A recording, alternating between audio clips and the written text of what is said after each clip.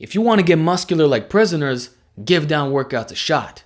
This is the concept of starting with a given rep number and lowering it by 1 each set. So if I say 20 down dips, that means first set 20, second 19, third 18, and you keep going down till there's nothing left inside of you. And in total, you'll end up with 210 reps. Of course, this can be manipulated in any way you like.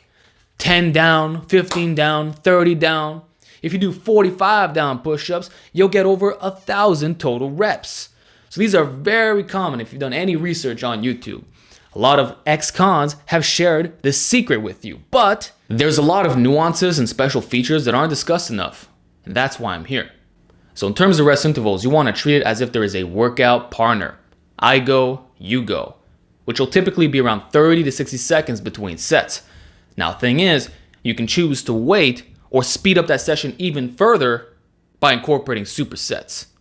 This could be push-ups and inverted rows, dips and pull-ups, or even upper body and lower body, like push-ups and squats. And the variations you would pick should be matched on intensity level. Or you can wear something like a 45-pound weight vest on those squats. This way, it's 1-to-1. But of course, it's not mandatory either. Let's say you're doing 30 down push-ups and 40 down squats. First, you would finish the push-up segment, and then there would just be a 10 down remaining for the lower body. Consider it a form of GPP, if you will. But it also sets the pace of the workout in the sense that your second exercise is your workout partner. Since for total duration, it's the exact same time.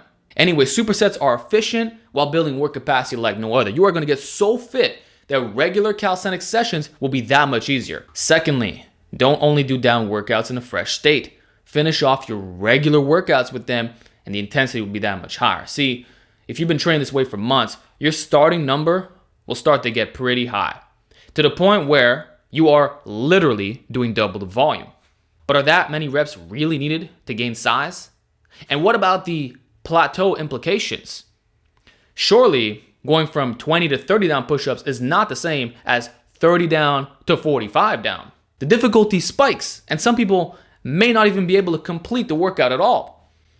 It just becomes unfeasible at some point.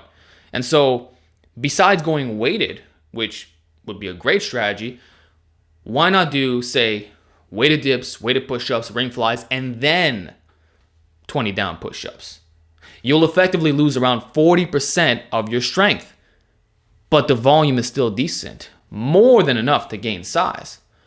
I would just call this more of a rest pause type of setup. Now what's awesome is that even if you're fatigued, the carryover to fresh down workouts will still be there. So don't think for a second that your starting number is somehow going to decrease like crazy.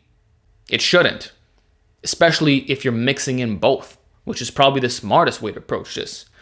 Not only should you mix both, but the variations themselves should be different, which is my final tip for today's video. Overuse problems can easily occur since you're performing hundreds of repetitions, which is even more true on a higher frequency setup. If you're doing down workouts every other day, you're setting yourself up for potential joint problems unless you change the grips.